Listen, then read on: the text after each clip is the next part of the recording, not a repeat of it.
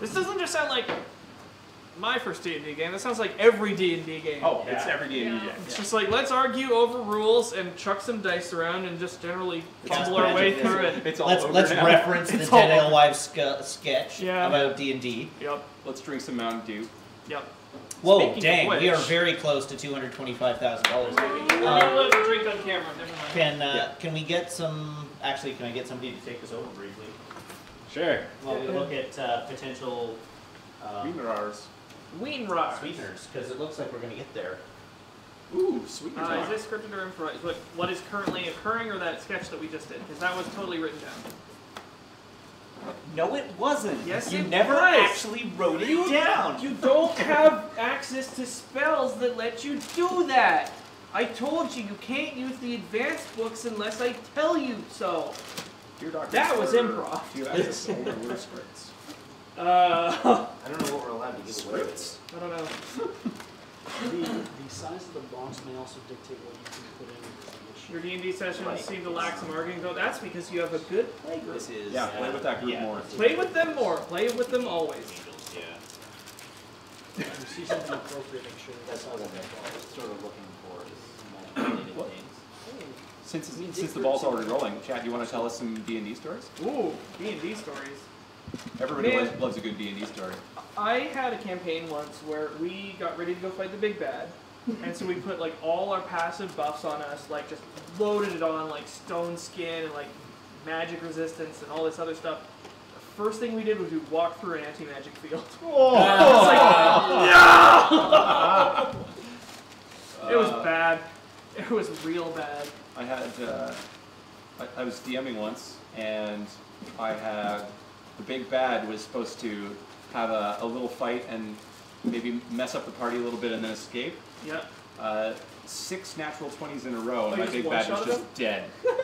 Like the campaign over, man is dead. I just invented a guy to be his boss and continued on. It's like he was just the sub boss. Yeah, obviously this was not the real boss. Quickly the real evil scribbles behind down the point, some and Bartram is dead, and now Bartram is the bad guy. Yeah.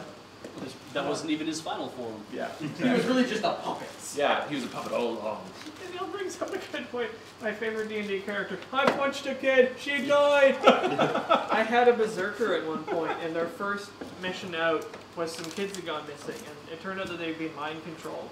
And one of them hit me so hard that I like spontaneously raged, and I just like one-shotted her in the face. And from then on, I would introduce myself by saying, "I punched a kid. She died."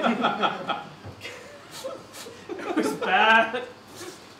That was the same campaign. His punches have the power of kids. That was the same campaign where we met a very eccentric gremlin, or not gremlin, not goblins. Kobold. The other one.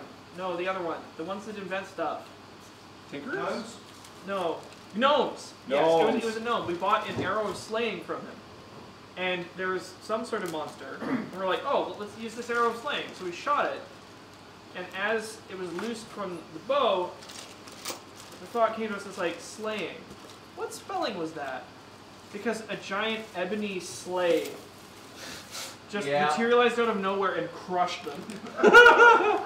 It's like, I'll take it. That was weird. I had a friend who was playing a campaign where he was playing a tiny little like rogue whatever with a couple of like knives. I didn't play the campaign, so he told me the story, but what was great about it is that they were, you know, like the Helm's Deep showdown, essentially. He says, yeah, that was kind of what was going on in essence. But the other side had this giant golem, and it was beating down it was beating down the gates, and it was coming in, and so he jumped off the top of the gates, and when he landed on the back of the golem, the mage in the party cast Turn to Flesh. Or whatever whoever it is that owns Turn to Flesh. So he jumped onto the golem, and Turn to Flesh was cast, turned the entire golem into a flesh golem, Gross. to which it started to rage because now it could feel actual pain.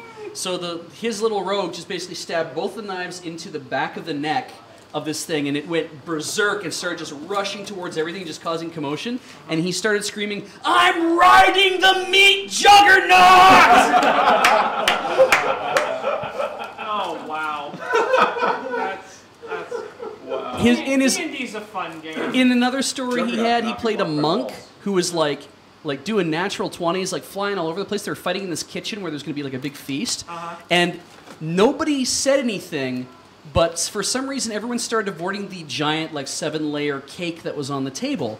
And everyone started like, we're not going near that and whatever, but nobody actually coordinated. They just started like all avoiding it during the fight. And the monk is flipping around the room and he's getting great rolls and he's like all this kind of stuff. And on his last kill, he's like, okay, but you have to land this athletics thing. And he crit failed. Oh no. And he killed the last guy, landed on his tiptoes, and then fell into the cake and it just went everywhere. Oh. It didn't matter. That's really funny though. But yeah, they thought they could make it to the end, and then he crit failed on his last landing. I had a friend who exclusively, like, he just wanted to play a character who only had a shield, and he was all about like just defending people. And we had an NPC that was kind of like hanging out with the group that got kidnapped, and we ended up finding her in this like cult, like ritual ceremony.